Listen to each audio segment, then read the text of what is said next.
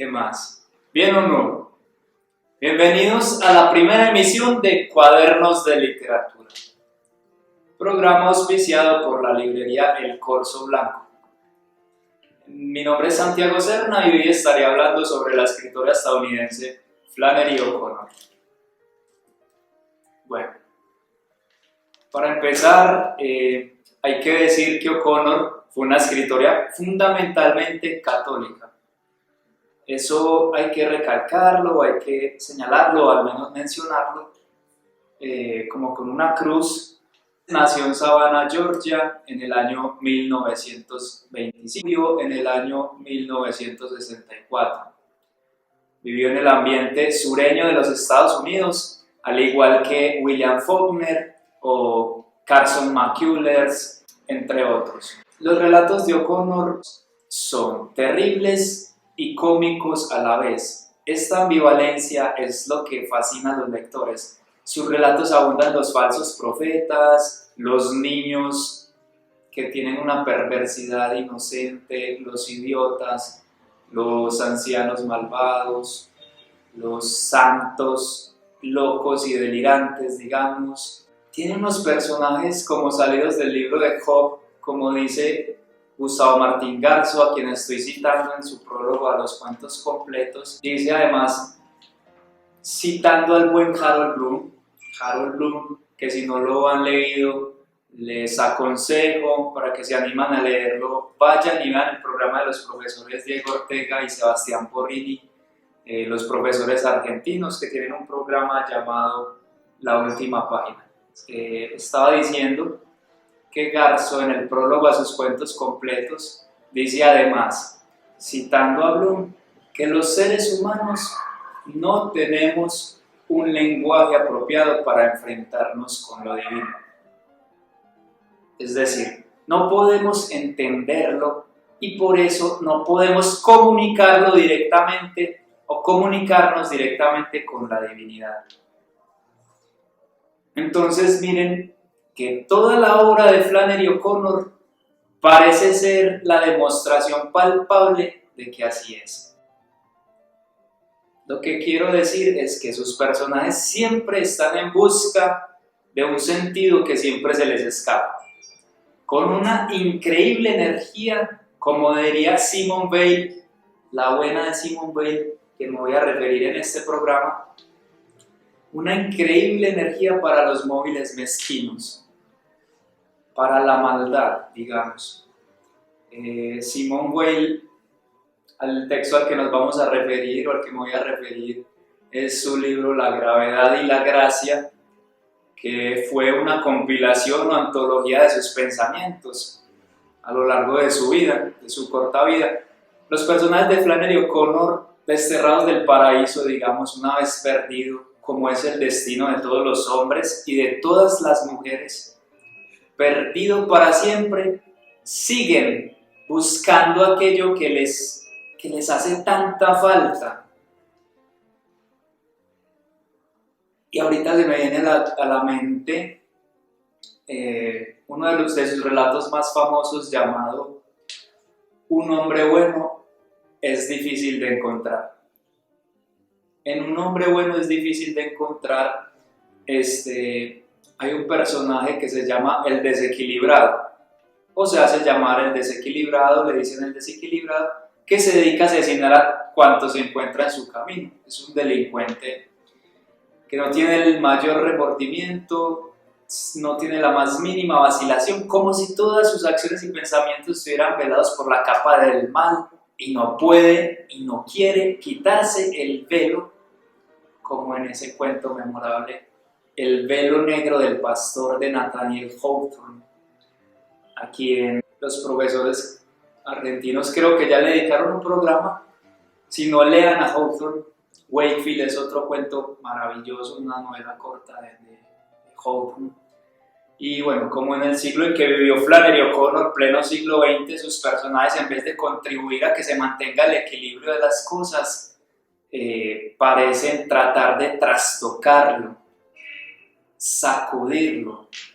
El desequilibrado, por ejemplo, cree imitar a Jesús con su conducta criminal. o sea, trastoca la rueda de la moral. Más tarde leeré unos fragmentos que están aquí depositados. Cuando uno lee, por ejemplo, a O'Connor, tiene la sensación de que algo siempre malo está por ocurrir. Inclusive así lo intuyen sus mismos personajes. El cuento que he estado citando, que trata sobre una familia que reside en Atlanta, que va a hacer un paseo a Florida.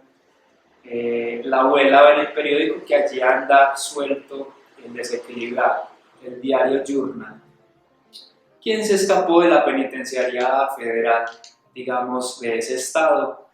Al principio la narración le da cierto protagonismo a la abuela, una señora impecable, cariñosa, un poco loquita, la familia por la carretera, las sendas carreteras norteamericanas, y de repente la abuela recuerda una mansión que había visitado alguna vez cuando era joven. Supuestamente recordaba que en esta casa había una trampilla, un panel secreto donde se decía la familia que vivía allí guardaba todas sus joyas, toda su plata, todo el dinero. Pero esto es un invento de la abuela y los niños molestos pues ya logran convencer a su padre. Pero no llegan nunca, ¿cierto? Porque cuando están virando para tomar el camino hacia esta casa, tienen un accidente, un terrible accidente de tránsito, dan varias vueltas. Lo curioso es que todos resultan ilesos, y aquí lo irónico en Flannery O'Connor, el señor y la esposa con una niña pequeña en brazos y dos niños más estaban esperando que pasara un auto que pudiera auxiliarlos. Lo irónico es que adivinen quién pasa en ese momento, nada más y nada menos que el desequilibrado con dos de sus secuaces. Pasan en un coche con tres tipos armados. Entre ellos está pues este delincuente, un tipo de una ironía y un descaro impíos que ni se entera. No voy a contarles más para que puedan ir a leer el cuento. En O'Connor hay una puja constante entre el bien y el mal, donde siempre parece vencer el mal. Vemos la desolación de sus relatos.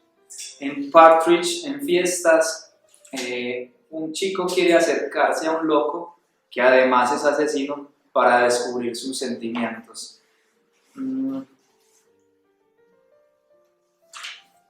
En la espalda de Parker, otro cuento memorable suyo, un hombre se tatúa toda su espalda para intentar, digamos, calmar su insatisfacción y melancolía con el mundo.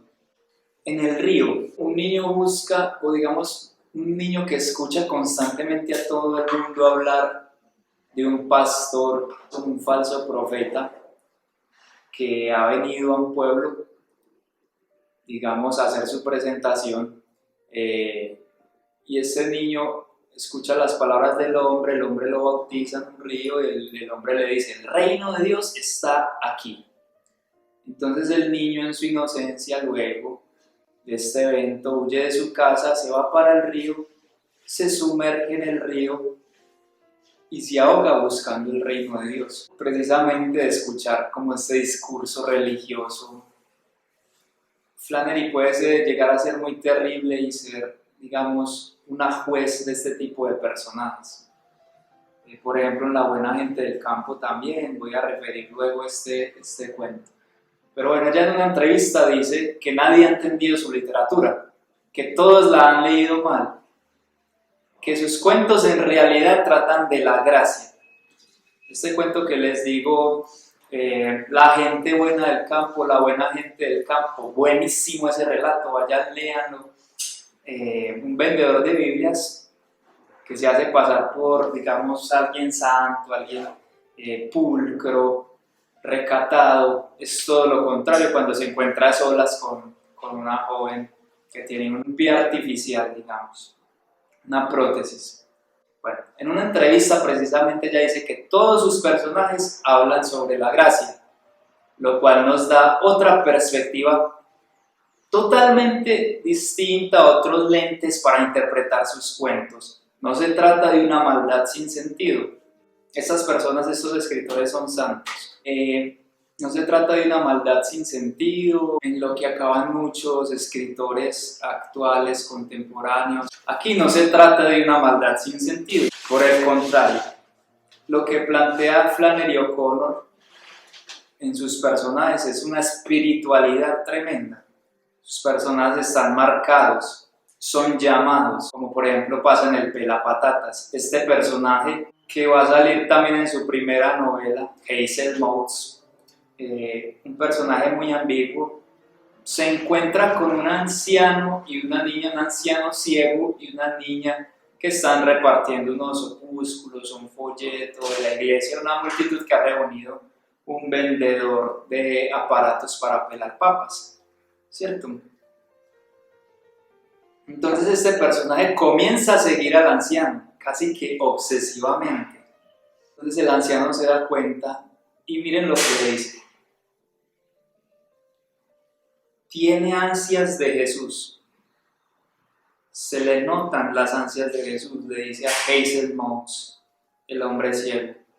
Luego ellos se retiran, bueno, se cuenta parte de la vida de otro personaje muy famoso de ella que se llama Enoch Emery, un chico de 18 años perdido en el anonimato de las grandes ciudades, un chico del campo que viene a la gran ciudad.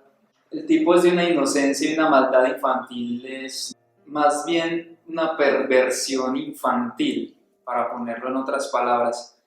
Entonces todos sus personajes llevan dentro una culpa, negra, imprecisa, para decirlo en las mismas palabras de Flannery O'Connor. La culpa cristiana como el recuerdo de algo reprimido, de una culpa que está latente. Hazel Motes es un hombre que tiene un sentimiento de culpabilidad por haber visto de pequeño algo que lo dejó marcado.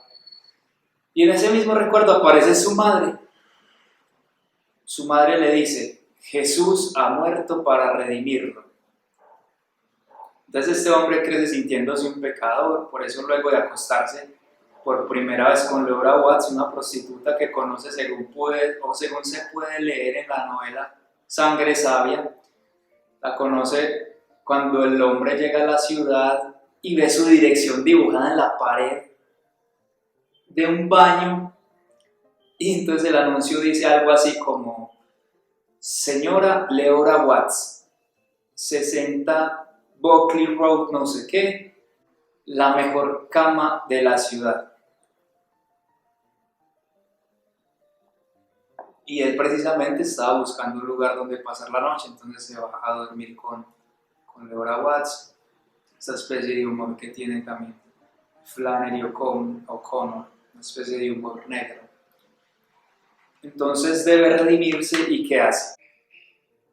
Sin que nadie se enterara, Hayes se llevó los zapatos al bosque. No se los ponía más que para las reuniones evangelistas y en invierno. Los sacó de la caja, los llenó de piedras y guijarros y se los puso, pensando que de esa forma, en ese castigo, esa flagelación expiaba su culpa. Y así termina este cuento. Pero la historia continúa en el cuento siguiente, o si están leyendo la novela, se continúa la historia en El corazón del parque, donde se cuenta la historia de Enoch Emery, este chico que trabaja como guarda de seguridad en un zoológico, un joven solitario, sin amigos, de color, en una ciudad donde todos resultan hoscos. Esto es un rasgo fundamental de las ciudades, los desplazamientos de los campos a las ciudades, la muerte de las costumbres, cambiar los sembradíos, el río, los frutos, ver cómo la vida muere y se regenera nuevamente. Esto se pierden las costumbres, además, la cultura, porque cuando hay muchas culturas juntas en un mismo lugar, siempre se van a unificar por un sistema político y económico. Entonces pasar del campo a las calles, las avenidas, los rascacielos, el gentío, con todo lo que ello implica, la forma de comunicarse con los otros, si no entiendes un idioma, entonces va a ser toda una hazaña, distinto al lugar, digamos, de nacimiento propio, con una lengua materna, con unos oficios, etc. Este Enoch tiene la desgracia de encontrarse con un tal Hazel Webers, y en su afán de aliviar su soledad, este joven se busca su propio mal. Entonces Hazel, obsesionado por encontrar acá tengo anotados sus nombres, Asa, la niña, y Sabat Moatz, el anciano, parece casi un profeta. Enoch le dice que le va a decir su ubicación, dónde puede encontrarlos, pero que antes quiere mostrarle algo que parece trivial. Primero lo lleva a dar una vuelta a una heladería, luego a ver a los animales, con la promesa de luego mostrarle la ubicación o darle la dirección del paradero de los ancianos, que obviamente no lo tiene, no lo sabe. Bueno, quizá me estoy extendiendo mucho en este relato, vayan, léanlo, esa es la invitación.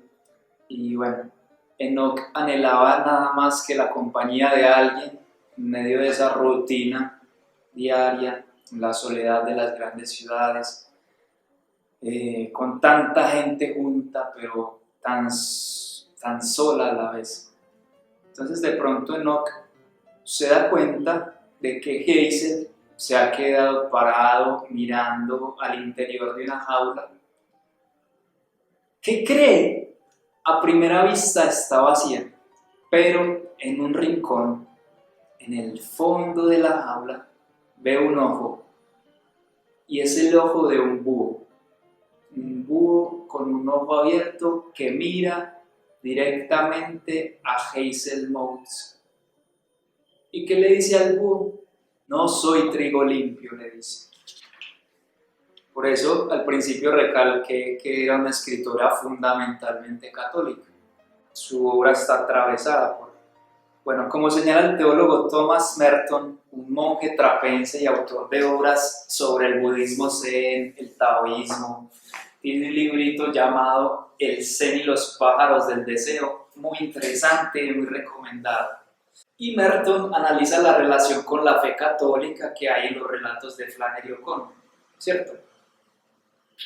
Entonces él señala que allí, en lo profundo de sus relatos, siempre está presente el problema del valor.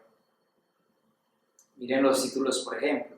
Un hombre bueno es difícil de encontrar, siempre está valorando las frases que emplea, las formas gramaticales. Siempre hay una disputa como en los valores morales de bien y mal. Para Flannery todo está pervertido, los hombres son mayoritariamente malvados. Entonces tenemos que sus personajes son tan respetables, voy a leerlo aquí, o tan horribles que resultan cómicos, o tan cómicos que resultan patéticos, pero tan patéticos que sería horroroso tener piedad de ellos, tan cómicos que uno no se atreve a reír demasiado fuerte ante el temor de atraer a los demonios del desprecio.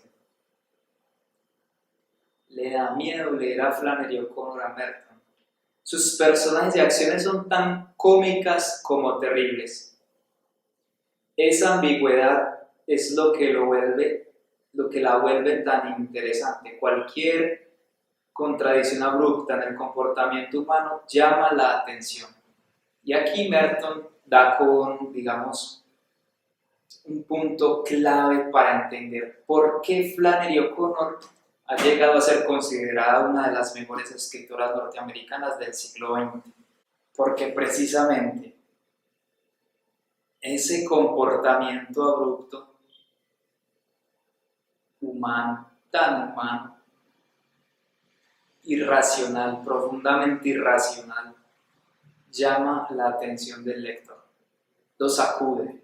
Esos finales inesperados es un rasgo de los mejores cuentos o de los mejores cuentistas del mundo.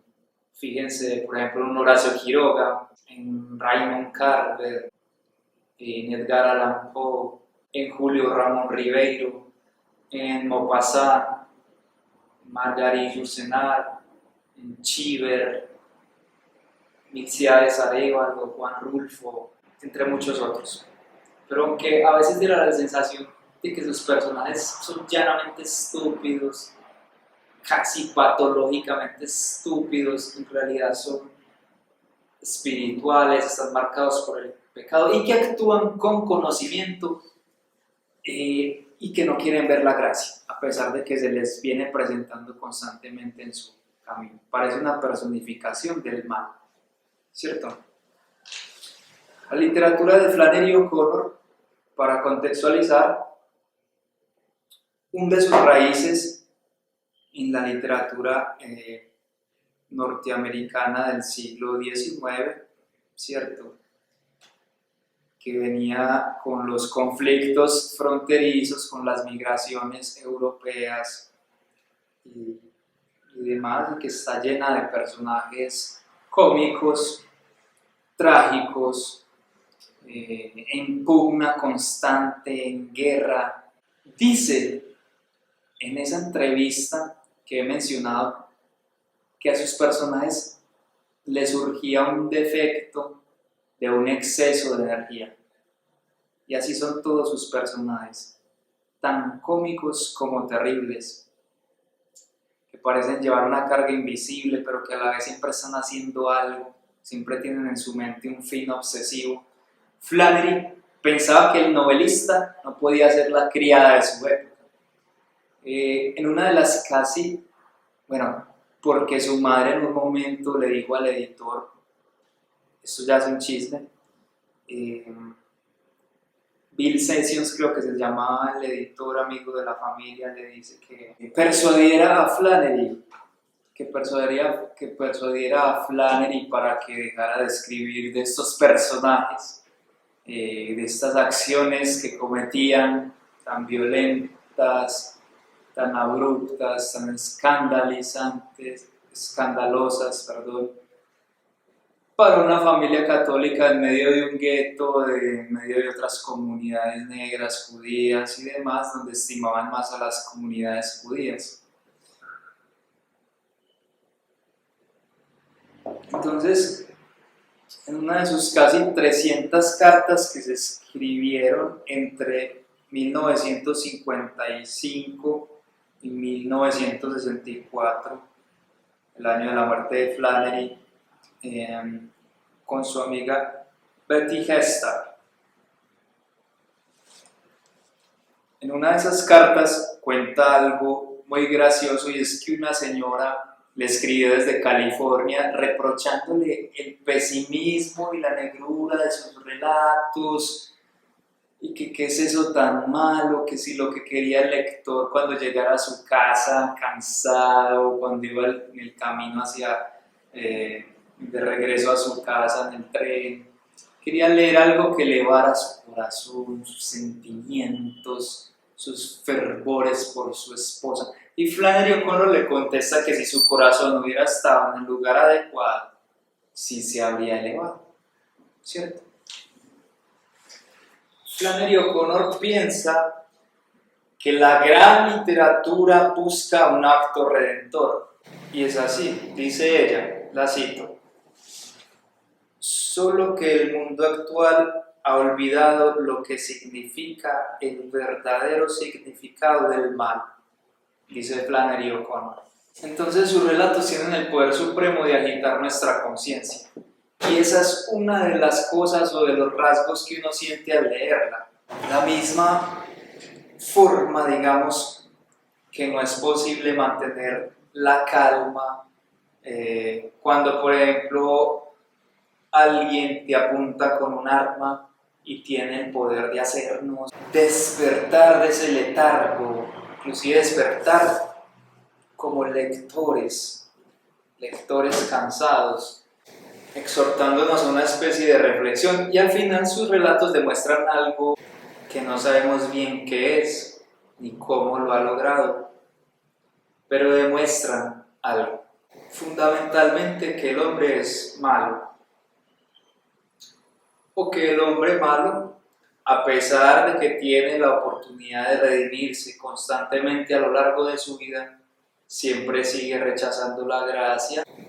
En esta lógica no hay un camino de salida. es un pesimismo consciente, el de Flannery O'Connor.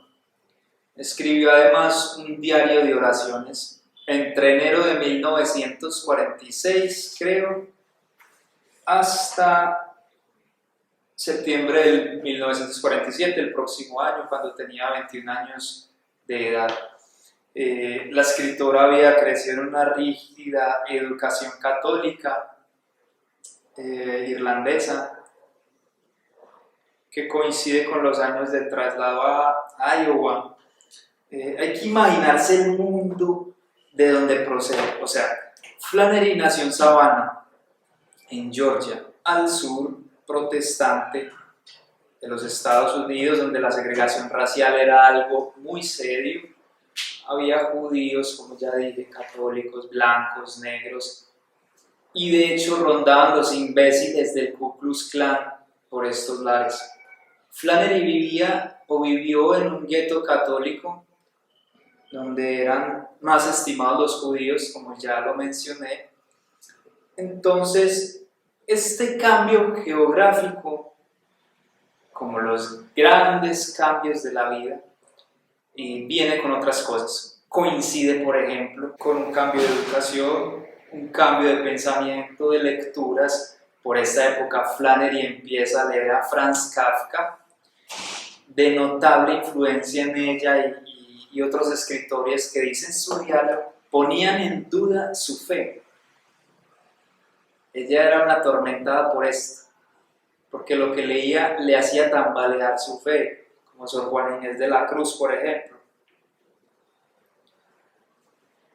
Este diario tiene el nombre de A Prayer Journal, o Diario de Oraciones, que fue publicado en 2013.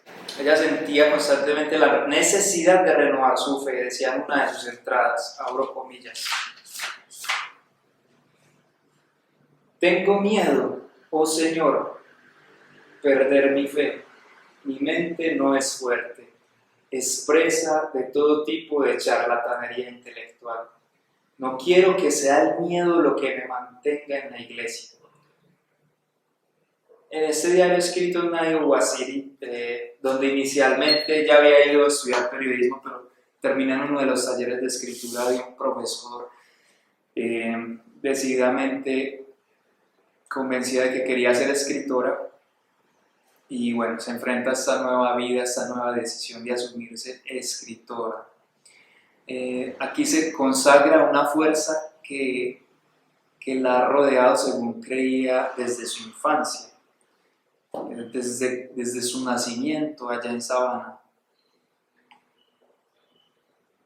Entonces este diario es muy raro porque ella empieza a hablar con sí misma, empieza a entablar una conversación o a depositar allí sus meditaciones sobre las perplejidades de la vida.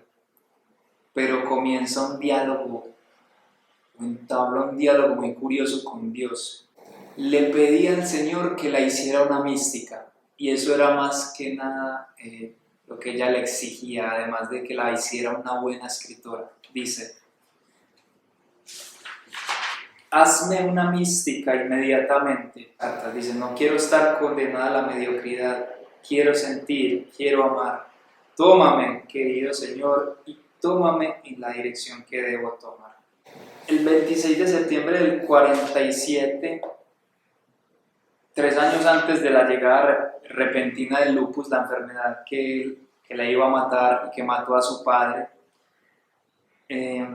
la joven Flannery O'Connor, tenía como 36 años, escribió esta última entrada.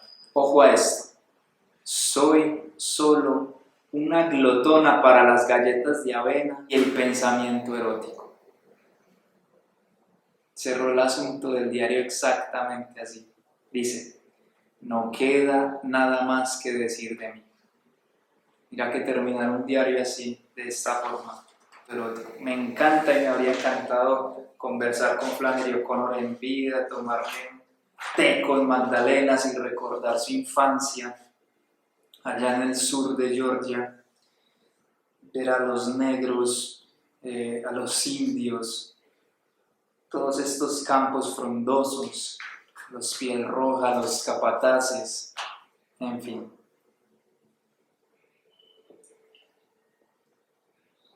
Hasta rezar una casilla del rosario con ella, inclusive, ¿por qué no? Y bueno, a la par que escribía su diario, iba escribiendo su primera novela, cuyo protagonista es Hazel Boots, como ya les dije. Es un personaje que pretende instaurar o predicar la iglesia sin Cristo. Bueno, entonces para la autora, para ir redondeando la integridad de este personaje, porque ella valora, juzga el grado de integridad de cada uno de sus personajes y lo que están condenados a realizar. Esto radica en que no es capaz de ser íntegro. Sus personajes no son capaces de ser íntegros. Entonces Flannery se pregunta, ¿puede acaso radicar alguna vez la integridad del individuo en aquello que no es capaz de hacer? ¿Puede acaso radicar alguna vez la integridad del individuo en aquello que no es capaz de hacer? Yo creo que casi siempre es así. Dice ella, pues el libre albedrío no significa una voluntad única, sino múltiples voluntades en pugna dentro de un mismo hombre. La libertad no puede concebirse de manera esquemática. Es un misterio. Y ante ese tipo de misterio, lo único que se puede pedir a una novela, aunque sea de humor, dice, es que lo haga más profundo. Ella entra en la profundidad del ser humano, por eso sus personajes son tan humanos.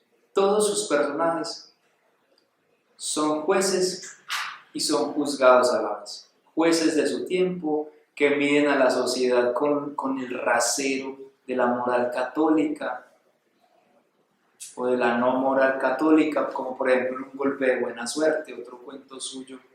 En este cuento, una mujer llamada Ruby se encuentra con su vecino, el señor Yerger, un profesor jubilado que le cuenta la historia de Ponce de León, con el pretexto del aniversario de Florida. Este Ponce de León fue un español que llegó allí a Florida en busca de la fuente de la juventud y en medio del afán de Ruby por salirse al paso o desembarazarse de la cantaleta de este viejo, le pregunta si logró encontrar la fuente, el tal Ponce de León. El hombre empieza a farfullar, a renegar, le dice que ya nadie piensa, que cómo alguien iba a encontrar la fuente de la juventud, que son nada más que mitos, que muchos estarían jóvenes eternamente, que se habría formado una guerra por la lucha de quien conseguía la fuente y que todo el mundo lo sabría de ser cierto para finalizar. Y luego, o que habrían pagado una fortuna por ver aunque fuera un sorbo, pero luego le dice que él mismo ha bebido de la fuente. Son personajes tan humanos, ambiguos, que tienen estos gestos infantiles, estas manías, estos caprichos, estas vacilaciones, ¿cierto? En otro cuento que me hizo mucha gracia leerlo, Enoch y el gorila, el mismo joven Enoch, aquí lo conocemos un poco mejor, es más bien pintoresco. Este joven del campo que es obligado por su padre a irse para la ciudad, que luego de su jornada laboral en este relato se va a pasear por ahí, a tratar de socializar y se encuentra con un gorila que está o hace parte de una atracción previa a la función de cine y entonces está saludando a los adultos y a los niños de la mano. Entonces Enoch está haciendo la fila para saludar al gorila y está pensando como en un insulto secreto que le pueda decir al gorila como para desquitarse de todo el mundo con el gorila. Ya que todo el mundo se burla de mí, pues desquitémonos con el gorila.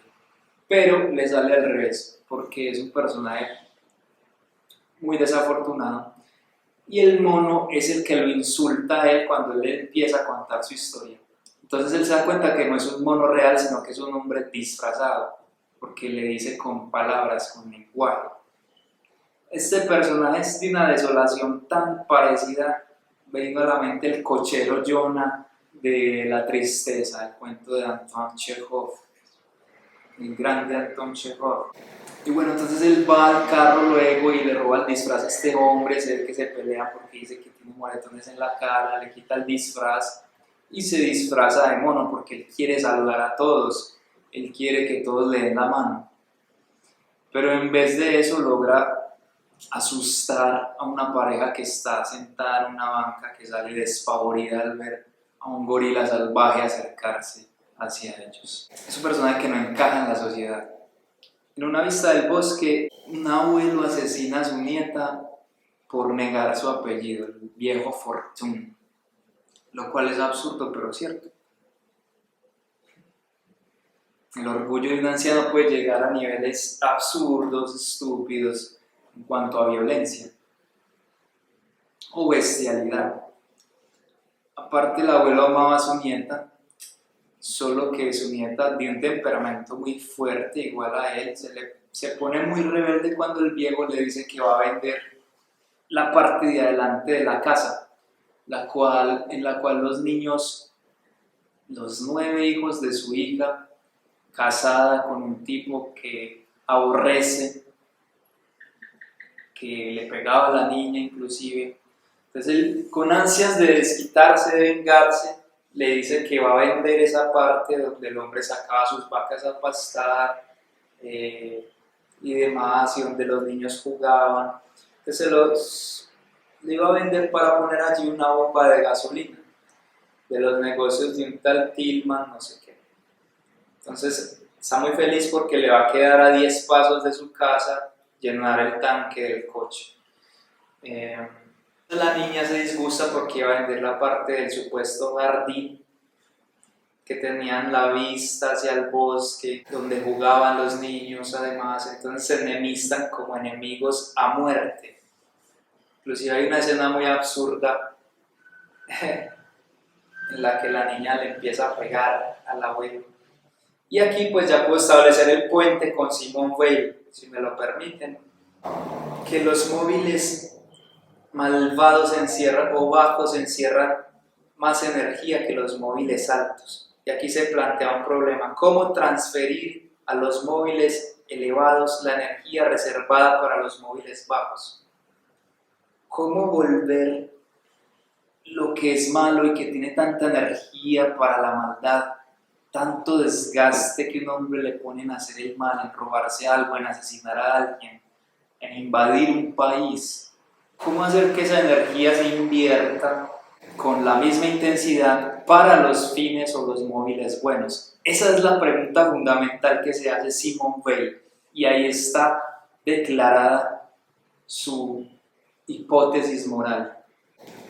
Entonces, por eso dice que la forma de llenar el vacío es saber no usar toda esa energía. Leo.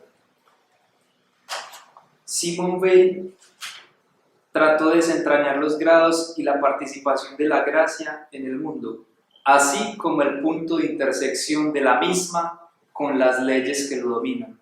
Por eso sus analogías con la gravedad, la fuerza, que son leyes físicas, una especie de filosofía de la física.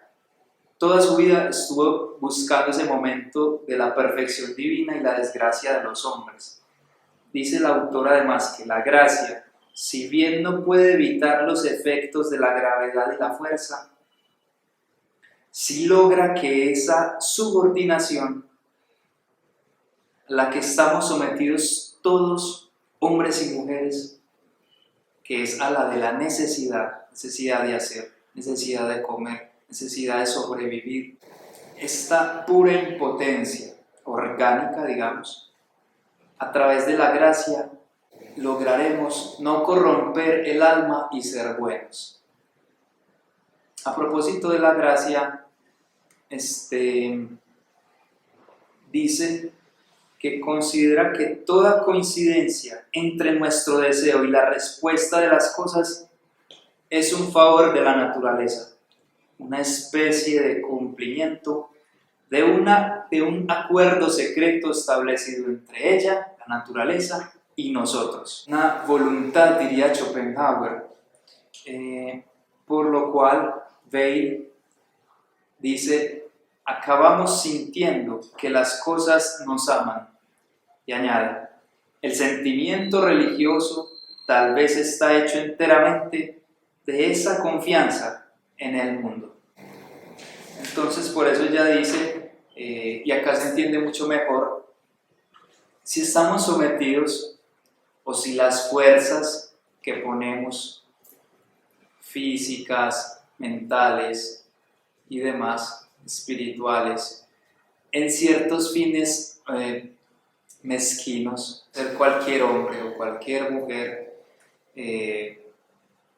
si no actuar malvadamente, debe no ejercer toda esa energía, todo ese